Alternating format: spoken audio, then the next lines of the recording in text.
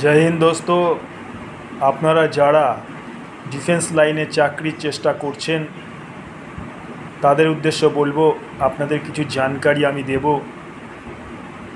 এটা আপনাদের হয়তো কাজের ক্ষেত্রে অনেক সুবিধা হবে, আপনাদের অনেক এগিয়ে যেতে সাহায্য করবে। আজ আমি চর্চা করব ডিফেন্স আর প্যারামিলিটারি ফোর্স, এই দুটো পার্ট নিয়ে। ডিফেন্স কারা আর প্যারামিলিটারি ফোর্স কারা, এটা নিয়ে আপনাদের দ্বিধাদ্বন্দ্ব থাকতে পারে। অনেকে জানেন না, সবাই ভাবেন এরা সবাই সেনা, অ্যাকচুয়ালি তা নয়। ডিফেন্স বলতে আর্মি, এয়ারফোর্স, নেভি, এই তিনটে সেনাকে ডিফেন্স বলা হয়। আর সিআরপি, বিএসএফ, এসএসবি, সিআইএসএফ, এরকম যে সকল সংস্থাগুলো আছে, আসাম রাইফেল, এরা হচ্ছে প্যারামিলিটারি ফোর্স। এই দুটো ডিপার্টমেন্টের দুরকম কাজ, অর্থাৎ সেনাদের কাজের জায়গাটা আলাদা, প্যারামিলিটারি কাজের জায়গাটা আলাদা। Paramilitary force, CISF, central industrial security force, এরা সবসময় শিল্প নিরাপত্তা বাহিনী বলে পরিচিত। এরা সমস্ত ইন্ডাস্ট্রিতে, বড় বড় গভর্নমেন্টের ইন্ডাস্ট্রিতেগুলো এরা রক্ষণাবেক্ষণ করে থাকে। আর এছাড়া রয়েছে ইন্ডিয়ান তিব্বত বর্ডার পুলিশ, আইটিবিপি যাদের বলি, এরা তিব্বত সীমান্তে রয়েছে। তিব্বত বর্ডার পুলিশ পুরোটাই কভার করছে। এরা আছে।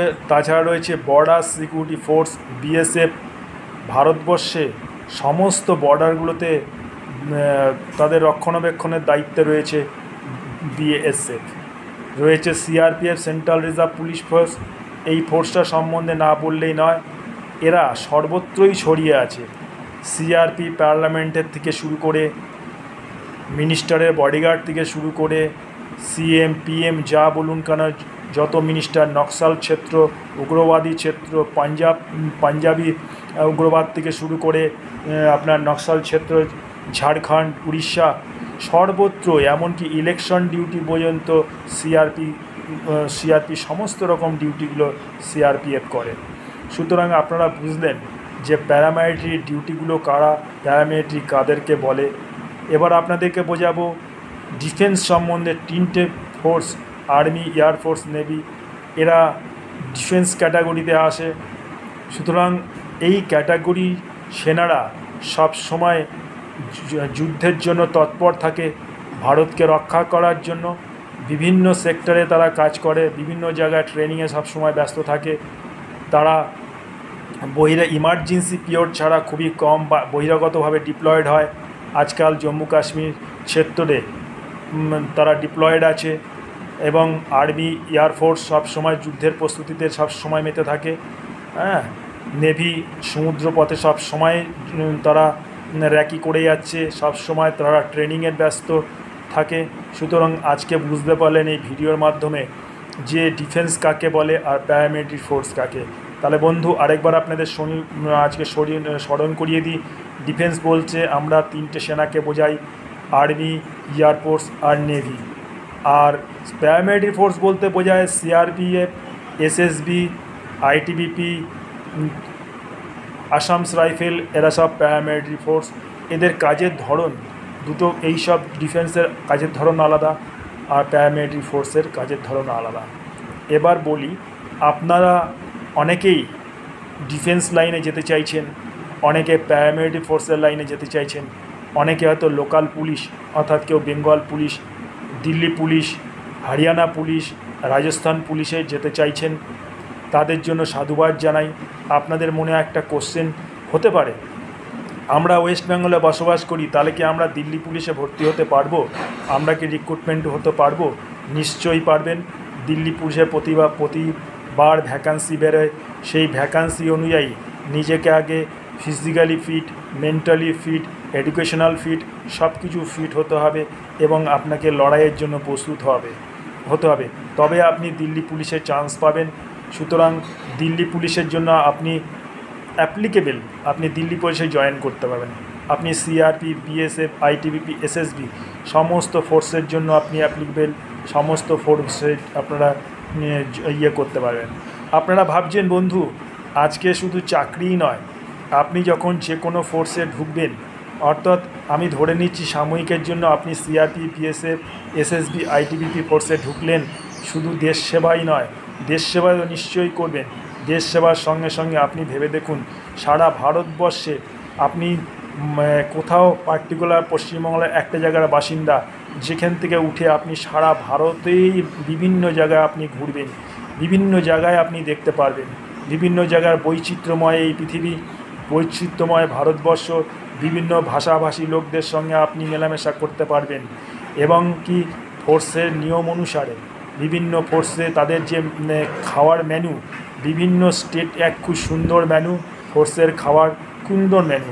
ব্রেকফাস্ট 7 দিনে 7 রকম ব্রেকফাস্ট পাবেন, খাওয়ার স্ট্যান্ডার্ডিটি, হাই কোয়ালিটি স্ট্যান্ডার্ডিটি, এবং খুব সুন্দর পরিবেশ। একত্রে ডিউটি যাওয়া, যে কোনো অপারেশানে যাওয়া আপনার মনকে খুব ভালো করে তুলবে এবং সুস্থ করে রাখবে। এ পর্যন্ত প্যারামিলিটারি ফোর্স এবং ডিফেন্স তারা যথেষ্ট ফেসিলিটি দিচ্ছে। বাইয়ারেও আপনাকে ফেসিলিটি দেবে। আপনি যখন ছুটিতে আসবেন, আপনার ক্যাটাগরি অনুযায়ী আপনাকে বাইওয়ার ফ্রি, ট্রেন ফ্রি, সমস্ত এসিতে আপনি সফর করতে পারবেন। সুতরাং আপনাদেরকে প্রথমে আমি মানসিক প্রস্তুতির জন্য এই কথাগুলো বলছি। আপনি কি কি সুবিধা পাবেন সেগুলো আপনি জানা যাবে। আপনি যখন চাকরি পাবেন, আপনার তখন বেসিক হবে, আপনার তখন ডিএ বাড়বে, এইচআরএ পাবেন, হাউস রেন্টাল অ্যালাউন্স পাবেন, আপনি বাচ্চাদের শিক্ষাগত ভাতা পাবেন, সমস্ত কিছুই আপনি অ্যাপ্লিকেবল পাবেন। সুতরাং এত সুন্দর ফোর্সের চাকরি, এত সুন্দর চাকরি আপনি কখনোই আপনাকে স্বপ্ন, একটাই কথা বলবো, আপনারা স্বপ্ন দেখুন। স্বপ্ন দেখলেই তবে আপনি সাকসেস কথা আসবে। আমিও একটা সময় স্বপ্ন দেখতাম, আর সেই স্বপ্নই আমাকে একদিন টেনে নিয়ে যায় সেই দূর প্রান্তে, যেই দূর প্রান্ত থেকে আমি বিভিন্ন ভাষাভাষী লোকের সঙ্গে মিশেছি, উঠেছি, বসেছি। আমি বিভিন্ন পর্যায়ক্রমে দেশ সেবা করেছি, বিভিন্ন রাজ্যে রাজ্যে ঘুরেছি, এবং আমি এমনকি ফিজিক্যাল ট্রেনিং ইন্সট্রাক্টর হিসাবে আমি প্রথম all India police training centre থেকে ফিজিক্যাল ট্রেনিং ইন্সট্রাক্টর পাস করি। সেখান থেকে আমি ফার্স্ট হয়ে আবার আর্মি স্কুল পুনেতে চান্স পাই।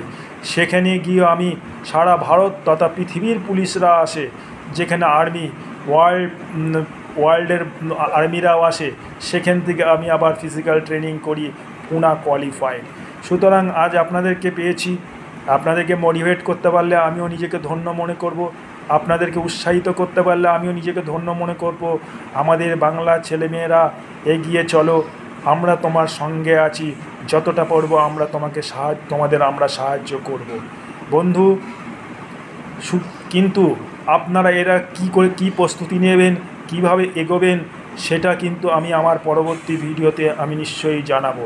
তবে আপনাকে আগে মন স্থির করতে হবে, হু ক্যান কুক, চাকরি আমাকে নিতেই হবে, দেশ সেবা আমাকেই করতে হবে, পরিবারকে আমাকে চালাতেই হবে, একটা বাড়ি করতে হবে, গাড়ি করতে হবে, সব কিছু করতে হবে, ফিউচার পরিকল্পনা করতে হবে। ফিউচারে আমি আমার ভবিষ্যৎ পরিকল্পনা করব, ভবিষ্যৎকে সুরক্ষিত করব। শুধু তাই নয় বন্ধু, আপনি যখন যে কোনো ফোর্সে ঢুকবেন, সেই ফোর্সে ঢুকলেও আপনি মেডিকেল ফ্যাসিলিটি পাবেন, সুন্দর মেডিকেল ফ্যাসিলিটি। আপনি যতক্ষণ চাকরি করবেন শেষ অবধি আপনার সব দায়িত্ব সেই ডিপার্টমেন্টে, বড় বড় হসপিটাল আছে, দরকার পড়লে আপনাকে ভারতবর্ষে এমন কোনো জায়গা নেই যে আপনার ট্রিটমেন্টের ব্যবস্থা হবে না। আপনি পরিবারের সমস্ত লোকের ট্রিটমেন্ট পাবেন। তাছাড়াও আপনি একটা কথায় মাথায় রাখবেন, আপনি যখন পেনশন চলে আসবেন, তারপরেও গভর্নমেন্ট একটা বিশাল ফেসিলিটি দিয়েছে। যারা আর্মি, এয়ারফোর্স, নেভিতে চাকরি করেছেন তাদের জন্য সিজিএইচএস কার্ড আর ইসিএইচএস কার্ড, আর যারা প্যারামেডিক ফোর্স কার্ড করেছেন তারা সিজিএইচএস কার্ড পাবেন। অর্থাৎ ক্যাশলেস কার্ড আপনাকে শুধু নয়, আপনার পরিবারের প্রতিটা সদস্য করে একটা করে এটিএম কার্ডের মতন কার্ড দেবে, এবং আপনি ইন্টাইটেল ভারতবর্ষের বড় বড় নার্সিংহোম থেকে শুরু করে, বড় বড় হসপিটাল থেকে শুরু করে ফ্রি ক্যাশলেসে ট্রিটমেন্ট করাতে পারবেন।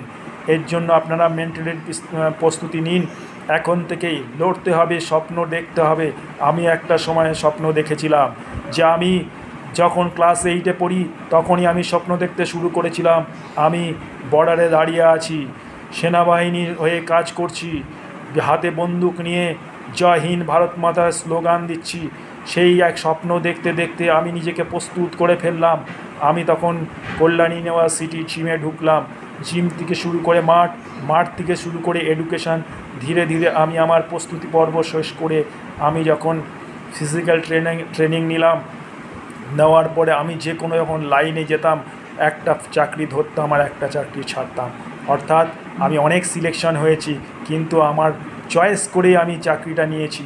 যেহেতু আমি আমি ফোর্সে যাব চাকরি, তাই ফোর্সেই আমি চাকরিতে করেছি, এবং চাকরি করে আসার পরেও এখনও আমি অন্য জবের মধ্যে ইনভলভ।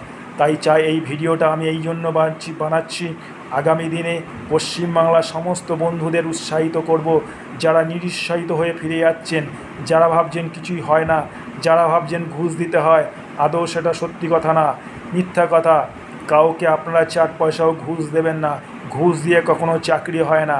আমরা আমার বাস্তব জীবন দিয়ে দেখেছি, যারা এইসব মিথ্যা কথা বলে প্রলোভন দিয়ে টাকা তোলে, তারা একদম মিথ্যাবাদী। গভর্নমেন্ট এগুলোকে অ্যাকসেপ্ট করে না। সুতরাং আপনাদের টুপি টাপা দিয়ে আশেপাশে থেকে অনেক লোক টাকা তুলে নিয়ে যায়। সুতরাং এই চাকরি পেতে কোনো টাকা লাগে না, এই চাকরি পেতে লাগে মনের জোর। এই চাকরি পেতে গেলে ট্যালেন্ট চাই। এটা একটা সেবামূলক জায়গা, দেশ সেবা করতে হবে। সুতরাং আপনি চাইলেই হবে না, আপনাকে মন স্থির করতে হবে, দৃঢ়তার সাথে প্রতিজ্ঞা করতে হবে যে আমি এই চাকরি করবই। এবং নেক্সট ভিডিওতে আমি নিশ্চয়ই আপনাদের বলবো এই চাকরির প্রস্তুতি কিভাবে নেওয়া যায়, কি করতে হবে, কোথায় আসতে হবে, কিভাবে এডুকেশন নিতে হবে। আপনি চাইলে আমাদেরও ইনস্টিটিউশনে আসতে পারেন। তবে আমরা একটা কথা আপনাদের সরাসরি বলছি, আমাদের ইনস্টিটিউশনে যে কেউ এখানে আসতে পারে না, বা যে কেউ আমাদের সিলেকশন পদ্ধতিতে হয় না। আমাদের এখানকার সিলেকশন পদ্ধতি আলাদা টাইপের আছে। এখানে আমাদের আর্মি, সিআরপিএফ, বিএসএফের নিমোজ কোয়ালিফাইড, পুনা কোয়ালিফাইড, যারা ফিজিক্যাল ট্রেনিং ইন্সট্রাক্টর, জমিন সে জুড়া হুয়া, অর্থাৎ যারা লড়াই করে সংগ্রাম করে যারা এই জায়গাটাতে এসছে, যারা দিনের পর দিন ভারতবর্ষের হাজার সিআরপি, বিএসএফ, আইটিবি, এসএসবির মতন ছেলেদেরকে ট্রেনিং করিয়ে যারা দেশের বিভিন্ন জায়গায় ছড়িয়ে দিয়েছে, সেই সব ইন্সট্রাক্টর আমাদের একাডেমির মধ্যে রয়েছে। সুতরাং আপনারা হয়তো ভাবছেন যে একাডেমিতে আসলেই চান্স পাবো, এখানে আসলেই চান্স পাওয়া যাবে না। একটা কথা মাথায় রাখতে, প্রথম কথা, আমাদের একাডেমিতে মেডিকেল বন্দোবস্ত আছে। অর্থাৎ আমরা প্রথমেই দেখে নেব, যদি মনে করি যে আপনি হওয়ার যোগ্য বা আপনাকে সাপোর্ট দিয়ে আমরা তুলতে পারবো, তবেই আপনাকে আমরা সিলেকশন করব। নয়তো আমরা কোনো রকমে আমাদের একাডেমিতে আপনাকে নেব না। আমাদের একাডেমি সম্বন্ধে জানতে হলে আপনাদের নেক্সট ভিডিওতে জানতে হবে। বর্তমানে আজকে এখানে আমি শেষ করছি। জয় হিন্দ, বন্দে মাতরম। নেক্সট ভিডিও আমি খুব তাড়াতাড়ি আপনাদের শেয়ার করব। ধন্যবাদ।